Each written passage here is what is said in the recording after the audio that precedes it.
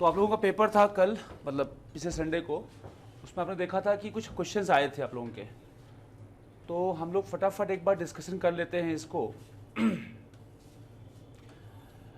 जो आप लोगों का क्वेश्चन आया था कि पहला क्वेश्चन जो आपका था सब्जेक्टिव का, राइट, क्वेश्चन क्या कह रहा था कि what you understand by tsunami. Tsunami से आप क्या समझ रहे हैं?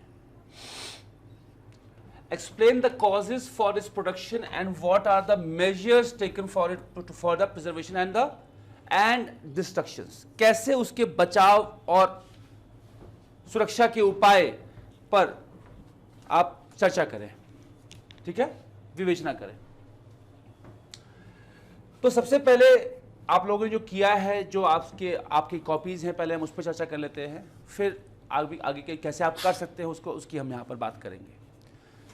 जो मैक्सिमम कॉपीज अभी तक चेक हुई है, उसमें यह देखने को आ रहा है कि काफी लोगों ने सुनामी को समझा ही नहीं है सही से कि सुनामी है क्या। बहुत से लोगों ने सुनामी को ज्वारीय तरंग करके परिभाषित किया है, राइट। क्लास में पहले भी जब शॉर्ट में डिस्कशन हुआ था या जब भी डिस्कशन हुआ है सुनामी के बारे में, तो सुनामी के बारे में सिंपली कहा गया था कि tsunami is not a tidal wave, मतलब ये ज्वारीय तरंग नहीं है, राइट। ज्वार से इसका कहीं कोई साझा नहीं है, इसका कहीं से कोई संबंध नहीं है। जब आप इसको ज्वार कह रहे हैं या जब आप इसको टाइड से हम इसको रिलेट कर रहे हैं, तो इसका कोई संबंध ज्वार से नहीं है। सिर्फ और सिर्फ अगर इसको हम यहां पर परिभाषित करने की यहां पर हम बात करें, तो हम यहां ये बोल सकते हैं कि जो प्लेट टेक्टोनिक की हम यहां पर बात कर रहे होंगे, राइट, मतलब प्लेट विवर्तनीकरण के कारण जो शैलों में या रॉक्स में जो परिवर्तन हुए हैं, या क्रस्ट के आंतरिक प्रभावों में जो परिवर्तन हुए हैं, जो ऑसिलेशंस हुए हैं, जो वाइब्रेशंस हुए हैं, जो कंपन हुए हैं, उन कंपनों के कारण जब सागरीय धाराओं में परिवर्तन हो तो उसे हम क्या बोलेंगे? सुनामी।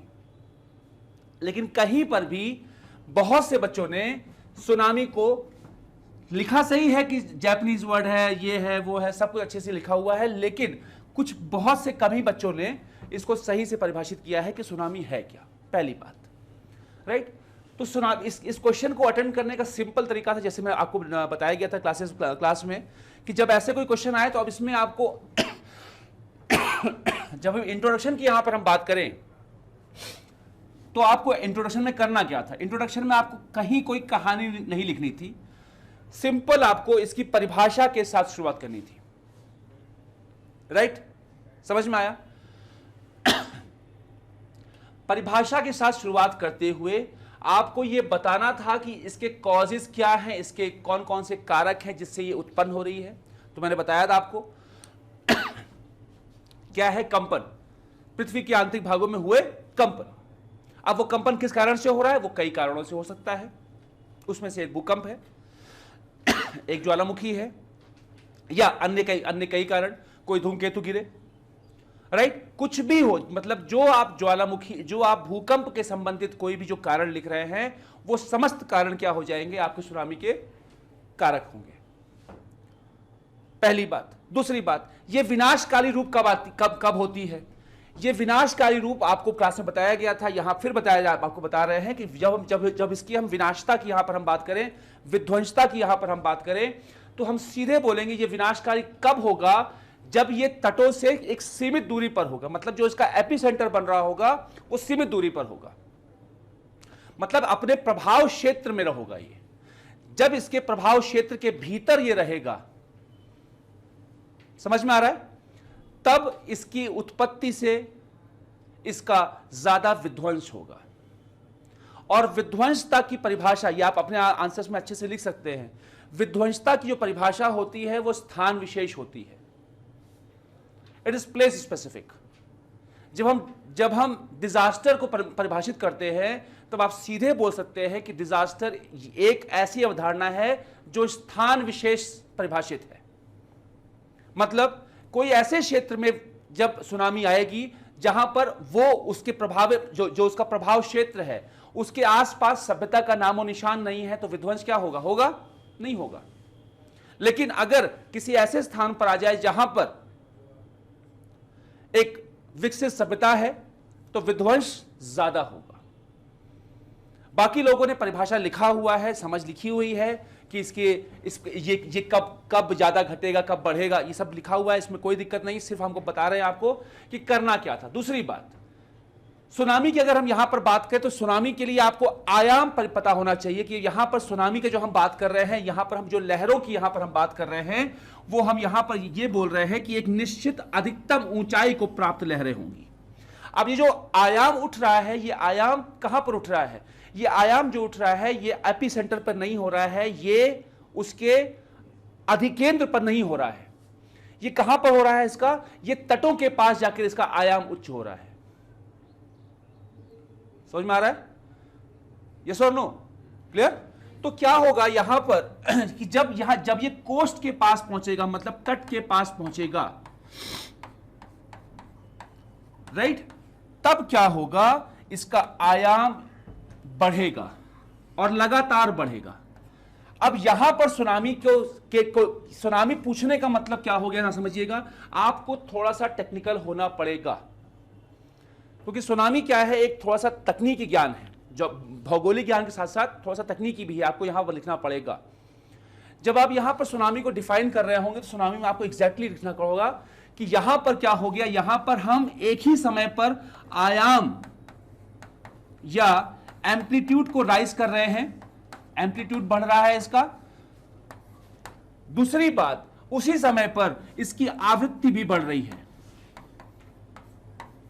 क्योंकि अगर उच्च आवृत्ति की धाराएं नहीं है, ये तरंग नहीं है, तो आयाम बढ़ेगा? बिल्कुल नहीं बढ़ेगा। आयाम बढ़ने का एक प्रमुख कारण क्या है कि इसकी आवृत्ति अधिक होनी चाहिए, राइट। मैग्नीट्यूड इसका जो हम बात करते हैं यहां पर, वो मैग्नीट्यूड इंक्रीज होना चाहिए, इंटेंसिटी इंक्रीज होनी चाहिए। आपको याद होगा जब हम भूकंप करा रहे थे तो वहां पर हमने आपको दो परिभाषा बताई थी, रिक्टर स्केल और मर्कैली स्केल, राइट। जो रिक्टर स्केल था हमारा वो परिमाण बता रहा था, जो मर्कैली स्केल था वो तीव्रता बता रहा था। तो यहां पर जो हम बात कर रहे हैं, हम तीव्रता की यहां पर हम बात कर रहे हैं, क्योंकि जो आवृत्ति है, जो फ्रीक्वेंसी है, ये इसकी इंटेंसिटी को बता रहा है। जितना ज्यादा वो इंटेंस होगा, उतना ज्यादा उसका विध्वंसकारी रूप सामने आएगा। समझ में आया? ये तो हुआ इसकी परिभाषा की बात। अब मतलब आपने क्या बोला, खोने के कारणों की चर्चा करें, खत्म हो गया। पहला पार्ट यहां पर फिनिश हो गया। अब अगर 40 नंबर का क्वेश्चन है ये, तो आपको 50-50% लेके चलना था। 50% पे आपको ये डिस्कस करना था कि क्या है, कैसे उत्पन्न होता है और कारण क्या है इसका। अगले 50% पे आपको ये बताना था कि इसमें बचाव और सुरक्षा के क्या उपाय हैं, इस पर विवेचना करें। यहां पर जब आपकी बात आ गई तो ये आपका घुस गया ह्यूमैनिटी का पूरा फिलॉसफी का सिस्टम। अब यहां पर आपको सामान्य अवधारणा लिखनी थी, इसमें कोई भी तकनीकी ज्ञान का होना आवश्यक नहीं था। सरकारी मदद होनी चाहिए, अलार्मिंग सिस्टम होना चाहिए, पूर्व सूचना तंत्र होना चाहिए कि सुनामी से आने से पहले आपको पूर्व सूचना मिल जाए। इसमें कुछ प्रयास किए गए हैं, ऐसे क्षेत्रों की पहचान की जाए जहां पर जो तटों के आसपास हो और वहां पर सुनामी आने की संभावना ज्यादा हो। समझ में आ रहा है? ये सब आपके पॉइंट्स हो सकते थे, उसमें हो सकते हैं आने वाले भविष्य में आपकी एग्जाम में। फिर बचाव और सुरक्षा के क्या उपाय हैं, इस पर विवेचना करें। यही सब आपको आराम से इस पर आपके जो आपके गवर्नमेंट अप्रोच क्या हो सकती है आपकी, राइट। सरकारी क्या कोई सरकारी उपाय यहां पर, कोई गवर्नमेंट प्लान्स यहां पर इनिशिएट किए गए हो करंट अफेयर्स में, आप उसको यहां पर इनिशिएट कर सकते हैं, बिल्कुल लिख सकते हैं यहां पर, राइट। आपको समझ में आ रहा है? बहुत कम बच्चों ने इसको लिखा हुआ, लेकिन जिन्होंने लिखा है उनको एवरेज से अबव नंबर मिले हैं। अप्रोच यही रहेगी ऐसे क्वेश्चंस के साथ। अब ऐसे क्वेश्चंस पर आपको ज्यादा ज्ञान, ज्यादा वैसा ज्ञान की फिलॉसफी आपको कुछ लाइन लिखे, आप 4-5 पैराग्राफ लिखें, 2 लाइन लिखे, आप अपने नंबर कम करेंगे। बहुत से लोगों ने किया है। दूसरी एक बहुत जरूरी बात मैं भूल न जाऊं इसलिए मैं यहां बता दे रहा हूं आपको, पूरे के पूरे टेस्ट में ऐसे मैक्सिमम बच्चे हैं, लगभग 80% ऐसे बच्चे हैं जिनके आंसर्स पता नहीं कैसे सेम हैं। मतलब इंट्रोडक्शन, बॉडी में एक लाइन लिखी, मतलब लगभग लग रहा है कि या तो सोर्स एक है, और या तो कहीं ना कहीं कुछ ना कुछ दुर्घटनाएं घटी हैं। लेकिन 80% केस में ऐसा होता नहीं है, राइट। तो मुझे लग रहा है, हमें ये लग रहा है कि कहीं ना कहीं से सोर्स एक है, और ऐसे कंडीशंस पर आपको बचना चाहिए। जब आपको पता है कि आप उन्हीं सोर्स को फॉलो कर रहे हैं। सोर्स को फॉलो करना कोई गलत बात नहीं, आप किसी एक सोर्स को ही फॉलो करेंगे, बिल्कुल कोई जरूरी नहीं कि आप सबको अलग अलग सोर्स करें, बिल्कुल करिए, लेकिन वहां पर आप अपनी पॉइंट्स भी इंक्लूड करिए। क्योंकि झारखंड पर अभी क्वेश्चन बना, तो झारखंड पर जब हम बात कर रहे हैं, जो हमारा नेक्स्ट क्वेश्चन अभी आ रहा है झारखंड का, राइट, जब हम यहां पर बात कर रहे हैं इंडस्ट्रियल सेक्टर ऑफ झारखंड की, यहां पर हम बात कर रहे हैं झारखंड में औद्योगिक क्षेत्र की, यहां पर बात कर रहे हैं। इंट्रोडक्शन में लगभग 99% लोगों का लाइन एक है, झारखंड एक औद्योगिक क्षेत्र है। ठीक है, हां लिखना है, यह औद्योगिक प्रधान क्षेत्र है, बिल्कुल लिखना है, लेकिन फिर आप उसी चीज को आप बार बार वही चीज लिखें। इंट्रोडक्शन में आप इसी लाइन को बार बार से पूछे, वही तो आपसे अपेक्षा ही वही कर रहा है कि वो पूछ क्या रहा है, आपसे वही पूछ रहा है, और आप उसको पहले से ही बता दे रहे हैं, राइट। आपको अपने पॉइंट्स रखने हैं कि कैसे आप कह रहे हैं, given account of industrial sector of Jharkhand में औद्योगिक क्षेत्र का विवरण दीजिए। विवरण देने का मतलब हो गया कि आप बताइए कि कहां कहां पर है वो, और तब उसको सिद्ध करिए कि हां ये एक प्रमुख औद्योगिक क्षेत्र है। समझ में आ रहा है दोनों चीज का अंतर क्या है? आप किसी चीज को बताए पहले ही कि ये एक औद्योगिक क्षेत्र है, उसके बाद विवरण दें, या पहले विवरण दे दीजिए और फिर बताइए कि हां ये एक औद्योगिक क्षेत्र है। दोनों पॉइंट्स में अंतर होगा। समझ में आया? तो यहां ये अपेक्षा की जा रही है आपकी, what are the various policies reform have been taken by the government in recent time to augment this sector. मतलब इस क्षेत्र को बढ़ाने के लिए हाल में सरकार के द्वारा विभिन्न नीतिगत सुधार किए गए हैं, राइट। औद्योगिक क्षेत्र में क्या क्या नीतिगत सुधार किए गए हैं, इसकी विवेचना करनी लोगों ने किया है, उसमें कोई डाउट नहीं है। लेकिन इस क्वेश्चन को मैक्सिमम लोगों ने अच्छा लिखा है, इसको, क्योंकि हाँ ठीक है, आपका क्षेत्र विशेष का है, ये अच्छा लिखा है। लेकिन वही चीज कॉमन आ गई कि अच्छा लिखने होने के बावजूद भी एक एवरेज नंबर ही सबको मिला है।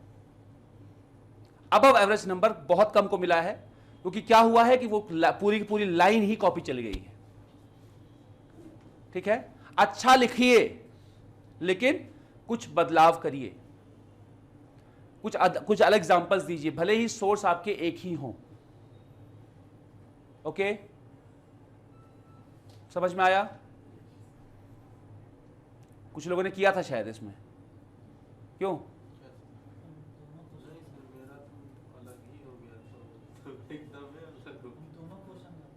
नहीं किए, अटेंडिंग नहीं किए, अभी कॉपी चेक नहीं हुई है आप लोगों की? खैर, अच्छा, इंडिया, बढ़िया, तो अच्छी बात है, फिर आपने अलग किया है, बिल्कुल। अभी कॉपी चेक नहीं हुई है आपकी, मैं चेक कर लेंगे, अभी हम चेक हो जाएगी आपकी, अभी निकाल के चेक के ले जाएगा, राइट। समझ में आ रहा है क्या करना था आप लोगों को यहां तक? ठीक। थर्ड पोर्शन की यहां पर बात करें, मतलब सेक्शन सी का जो नेशनल रिसोर्सेज वाला बात आता है, संसाधनों वाला, प्राकृतिक संसाधन क्या होते हैं भारत में, उसके प्रकारों तथा संसाधन विशेष में आधारों पर वर्गीकरण करें। फिर वही बात कि यहां पर परिभाषा ही गलत हो गई है प्राकृतिक संसाधनों की।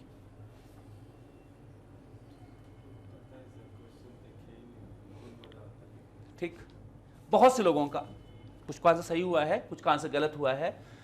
प्राकृतिक संसाधनों की परिभाषा ही गलत हो गई है कुछ लोगों का, सीधे सीधे लिख दिया गया है ऐसे संसाधन जो प्रकृति से प्राप्त हो। क्या ये सही है? क्या ये पूर्णता सही है? प्रकृति से बहुत से आपको संसाधन प्राप्त होते हैं, लेकिन बात क्या हो रही है, जो आपके लिए बेनिफिशियल हो, मानव हित के लिए हो, जिनका मानव दोहन कर सके। संसाधन और कोई चीज प्राप्त होने, दोनों में अंतर होता है। संसाधन शब्द का, ये जब हम यहां पर रिसोर्सेज की यहां पर हम बात ही कर रहे हैं, रिसोर्स का मतलब ही होता है ऐसी वस्तु जिसका दोहन हो सके, which can be utilised, right? समझ में आया? तो हर वो चीज जो प्रकृति से प्राप्त हुई प्राकृतिक संसाधन है, नहीं है। इंट्रोडक्शन की पहली लाइन ही जिन्होंने लिखा है वो गलत हो गया, सीधे वहीं से मार्क हो गया। समझ गया आपकी आगे कहानी क्या होगी, राइट? आगे कहानी कुछ भी लिखी हो, अगर लिखा है कुछ डायग्राम वगैरह बना है तो एवरेज मार्किंग हो जाएगी, और अगर इंट्रोडक्शन बच गया होता तो आगे की कहानी बच गई होती। इसीलिए पहली क्लास में जब आपको लास्ट में डिस्कशन हुआ था क्लास में, तो आपको बताया गया था कि इंट्रोडक्शन पर काम करना आना चाहिए। आपसे जो पूछ रहा है एटलीस्ट वो दिखाए, क्योंकि आपका जो इंट्रोडक्शन है वो आपका शक्ल है। भले ही आपने अंदर से सूट बूट पहना हुआ है, लेकिन अगर शक्ल गंदी है तो काम खत्म है। समझ में आया? इसीलिए इंट्रोडक्शन पर काम होना चाहिए था। संसाधन की परिभाषा जरूरी है, क्योंकि यह क्वेश्चन थोड़ा सा इंपॉर्टेंट है, राइट? पहले तो सबसे पहले बता दें, किसको बहुत कम लोगों ने अटेम्प्ट किया है, बहुत कम लोगों ने अटेम्प्ट किया है। क्योंकि लोगों ने सेक्शन ए को जो पोर्शन था, राइट, सुनामी को अटेम्प्ट किया है बहुत से लोगों ने, कुछ लोगों ने सॉइल डिग्रेडेशन को अटेम्प्ट किया है, राइट? ये क्वेश्चन थोड़ा सा अधूरा ही रह गया था और गलत प्रिंट हो गया था और अधूरा ही रह गया था, ठीक है? हाँ, क्वेश्चन ही थोड़ा सा अधूरा रह गया है। यहां पर हमें on the basis of soil types को लिखना था, लेकिन फिर वही बता दें कि आप सिविल सर्विसेज की एग्जाम देने जा रहे हैं। ऐसा कई बार होगा कि आपको गूगल ट्रांसलेशन मिलेगा, तो आपको सुप्रीम कोर्ट भी बोलता है कि आपको अंग्रेजी भाषा पर ध्यान रखना चाहिए, राइट? चाहे वो प्रीलिम्स का हो, चाहे ऑब्जेक्टिव का हो, चाहे वो प्री का हो, चाहे वो मेंस का हो, आपको ध्यान रखना है इंग्लिश को। क्योंकि आप ये नहीं कह सकते कि सर यहां तो हिंदी ही गलत लिखी थी। हमारे आपके समझने के लिए ठीक है, आप बोल दिए हम मान गए, हमने बोल दिया आप मान लिए, लेकिन यहां पर नियमतः ये गलत हो जाएगी बात। आप अपनी बात को कहीं प्रूफ नहीं कर पाएंगे, क्योंकि ऊपर लिखा था सॉइल डिग्रेडेशन, आपको इसकी हिंदी पता होनी चाहिए थी। त्रुटिवश कुछ भी हो गया हो, पहली बात। दूसरी बात, इसको हम यहां पर सीधे एक्सप्लेन करना था, explain on the basis of types of soil, right? यहां पर लोगों ने क्या कर दिया, पहली बात तो जब अपर्दल लिखा तो शुरू हो गया अपर्दल लिखना, ठीक? समझ में आ गए? अपर्दल समझाते इतना आगे बढ़ गए कि जो क्वेश्चन पूछ रहा है वो ही भूल गए कि हमें टाइप्स ऑफ सॉइल पर के बेसिस पर बताना था। पहले आपको बताना है कि परिभाषा क्या होती है मृदा क्षरण की, सॉइल डिग्रेडेशन की, और हर एक सॉइल का डिग्रेडेशन का कैसे कैसे, उसमें हर एक टाइप्स में कैसे कैसे हो रहा है, आपको इसको डिस्कशन करना था इस क्वेश्चन के लिए, ठीक? जिन्होंने किया होगा उनको अब एवरेज नंबर मिला होगा, अब एवरेज नंबर मिला होगा, नहीं किया होगा क्वेश्चन जा चुका है उनका, राइट? हाँ, बहुतों ने बहुत खराब आंसर किया हुआ, लेकिन जो अच्छे किए उनको आंसर मिले हैं, उनको नंबर मिले हैं। क्लियर? कोई दिक्कत? इसको समझने का ये कारण है कि इसमें बहुत से कम लोगों ने किया है। करने का तरीका यही था कि आपको शरण की पहले परिभाषा करनी थी, आपको अपर्दन पर ध्यान नहीं रखना है, राइट? दूसरी बात, हमको इसको एक्सप्लेन करना था on the basis of types of soil के बेसिस पर, इसको हमें कि कौन कौन से टाइप्स होते हैं, किन किन प्रकार के हमारे सॉइल्स होते हैं, उनके आधार पर हम शरण को यहां पर परिभाषित करेंगे, आईसीएआर के अकॉर्डिंग उसको हम डिफाइन करेंगे, राइट? समझ में आ रहा है सबको? चलिए, मतलब सर जो टाइप को डिफाइन करके मतलब उसमें क्या क्या गुण होता है और कौन कौन से गुण होते हैं, कैसे कैसे उसमें शरण हो सकता है, कौन कौन से प्रभाव पड़ रहे हैं, उससे कौन सा गुण उससे जा रहा है और क्या कारण है, ठीक? किस किस प्रकार का शरण हो रहा है, किस किस मिट्टी में किस किस प्रकार की शरण होती है, क्यों शरण होता है, आपको ये सब चीज यहां पर इस टॉपिक में डिस्कशन करना था, ठीक? ध्यान देने वाली बात थी कि ध्यान कहां देना था आपको, यहां पर, on the basis of types of soil, मतलब सॉइल के, मृदा के प्रकारों के आधार पर चर्चा करें।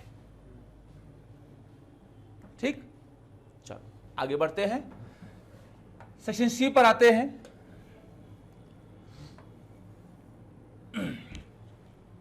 ये काफी अच्छा लोगों ने किया है, लेकिन परिभाषा गलत हुई, काम खत्म हो चुका है। परिभाषा सही होती, कुछ लोगों के अच्छे आंसर्स हैं, परिभाषा सही हो करने का तरीका वही है जो हमने बताया आपको कि यहां पर हम दोहन की यहां पर हम बात कर रहे हैं, मानवीय दोहन होना जरूरी है। यहां पर ऐसे संसाधन जिसको मानव प्रयोग करे, राइट, ह्यूमन इंटरवेंशन होनी जरूरी है, ह्यूमन यूज के आपके यूज में हो वो।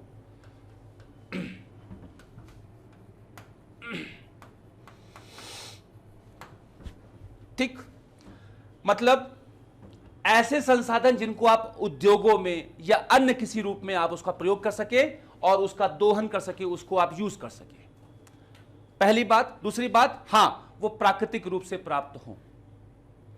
उदाहरण दीजिए, उदाहरण अनगिनत हैं, उदाहरण दीजिए और उनका फिर एक्सप्लेन करिए डिस्ट्रीब्यूशन पर। हां, ये गलत हुआ है, ये बहुत से लोगों को गलत हुआ है, लेकिन ये बहुत ही अच्छा लोगों ने लिखा है जिन्होंने किया है, राइट। हाँ, explain the distribution the types in India. Clear? क्या क्या उनमें प्रकारों से संसाधन स्थान विशेष के आधार पर वर्गीकरण करें, कहां कहां पर कौन से संसाधन पाए गए। जैसे कोयला कहां पर पाया गया, राइट, आयरन ओर कहां पर पाया गया, कहां पर पहली माइंस बनी, कहां पर लेटेस्ट में माइंस कौन सी बन रही है, कौन कौन से संसाधन कहां कहां पर पाए जा रहे हैं, नक्शे विशेष पर आपको प्लॉट करके आराम से करना था। हां, ये क्वेश्चन आपसे मैप वर्क मांग रहा है।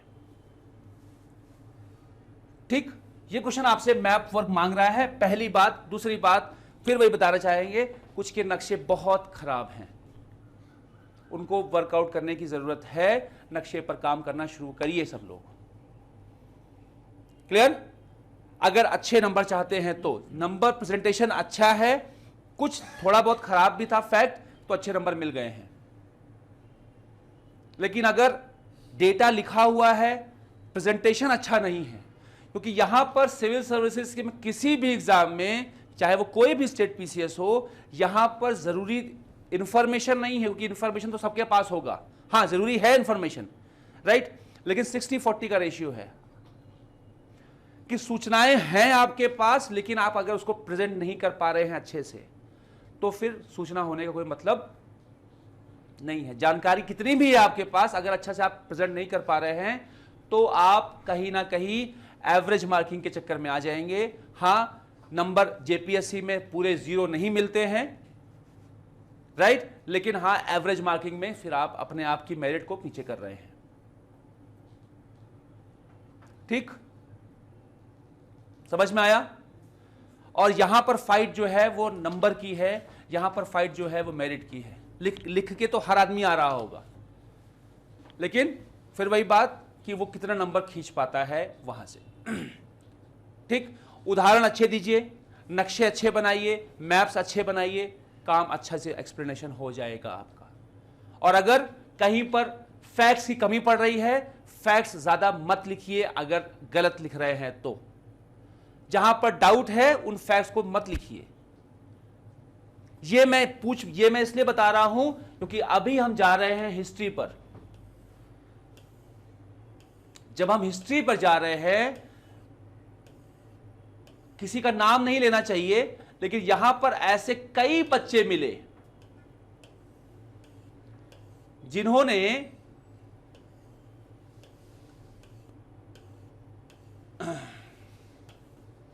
एक मिनट बस, पेपर आ जाए।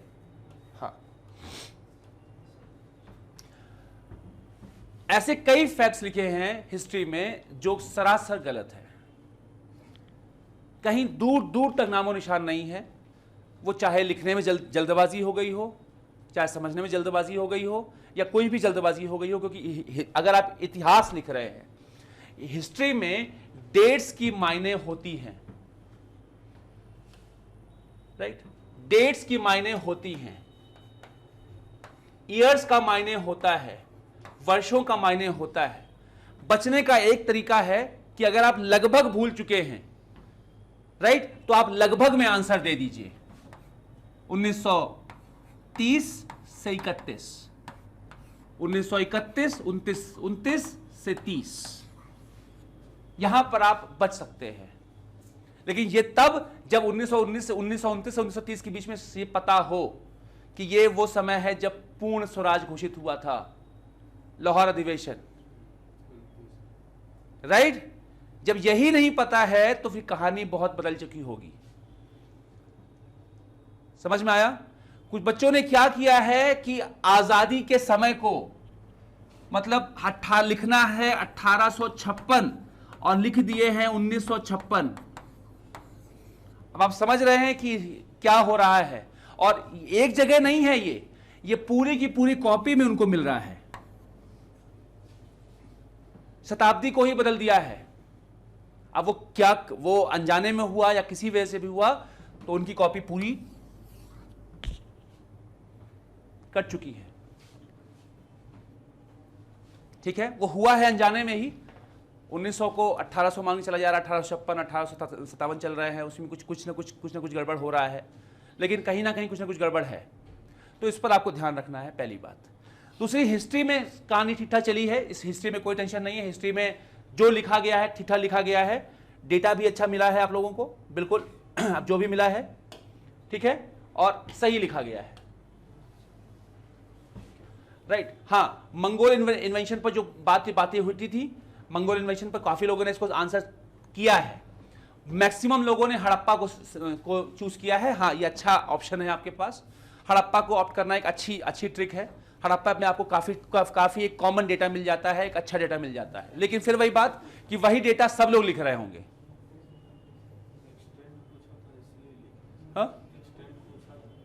हाँ, विस्तार का वर्णन करें, उद्भव, ऐतिहासिकता एवं विस्तार का वर्णन करें, बिल्कुल। Antiquity and extent of the, हाँ बिल्कुल ठीक है। अगर एक्सटेंट ना, हाँ क्या, पूछता है तो हम लोग का काम निकल जाता है। ठीक है, तो यही बात बता रहे हैं कि ये बहुत से लोगों ने अटेम्प्ट किया है इस क्वेश्चन को। एवरेज मार्किंग बचने के लिए तरीका वही है कि आपको कुछ पॉइंट्स अच्छे लिखने होंगे। क्लियर? समझ में आया? चलिए, give an account of Mongol invention. ठीक है, कोई दिक्कत नहीं है। यहां पर मंगोल इन्वेंशन के बारे में आपको बातें करनी थी, आप लोगों ने किया हुआ है। डॉक्ट्राइन ऑफ लैप्स, हड़प नीति, यही वो क्वेश्चन है जहां पर डेटा का हनन भी हुआ है। साल के साल बदले हैं, राइट। 1856 की बात, 55 की बात, 1955, 1956, 1950 चल रही है, ये गलत हो रहा है, राइट। हिस्ट्री में आपको ध्यान रखना है, हिस्ट्री में पहली बात आपको ध्यान रखनी है, हिस्ट्री में हमें डेटा के साथ नहीं खेलना है। आपको अगर कंफर्म डेटा नहीं पता है तो लिखिए, लेकिन लमसम लिखिए, राइट। अगर किसी दूसरी बात, अगर आपको किसी इतिहासकार का नाम लिखने की मन कर रहा है तो मत करिए। आप सिंपल वहां लिख सकते हैं, इतिहासकारों के द्वारा कथन लिखने से आपके आंसर्स अच्छे हो जाते हैं। अगर आपको कोई कथन पता है तो कथन लिखिए, इतिहासकारों का मत लिखिए कि फलाने इतिहासकार का मत था। लेकिन कंफर्म हो तो ही, नहीं कंफर्म हो तो सिंपल लिखिए इतिहासकारों का मत है कि, साहित्यकारों का मत है कि, राइट। लेकिन अगर जैसे हड़प्पा वाले क्वेश्चन में आप बात उठी थी, हमने देखा था वहां पर, जैसे कहीं पर स्पेसिफिक बोलना पड़ेगा कि आपको किन लोगों ने माना कि ये आर्य थे, ठीक, तो वहां पर आपको कुछ उदाहरण पेश करने पड़ेंगे नाम के साथ कि किन किन लोगों ने माना कि ये वहां पे जाए लोग आर्य थे।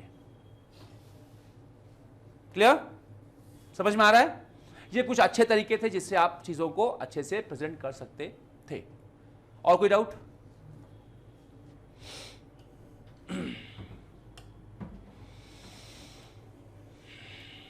हाँ, धर्म, आदि धर्म बिल्कुल सही किया है, रीजनल है आपका, और आपने इसको अच्छे से पकड़ा है, कुछ लोगों ने बहुत अच्छे से समझाया हुआ है,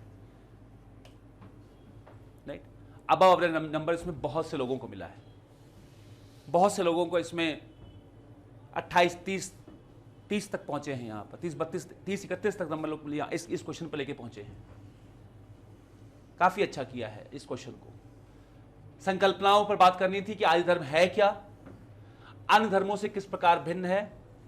बिल्कुल सिंपल हम यह बात करेंगे, आदि धर्म क्या था। आदि धर्म वो धर्म है जो प्रकृति से निकली, निष्कर्षित निकली जो धर्म है, प्रकृति पूजा से ये निकला धर्म है, राइट। हम यहाँ सरना धर्म की यहाँ पर बात कर रहे होंगे, उसकी उत्पत्ति कैसे हुई, कैसे कैसे वो पूरी कहानी आपको, तो अगर आप अच्छा आपको पता है तो आप थोड़ा सा उसको इंक्लूड करके लिख सकते हैं यहाँ पर,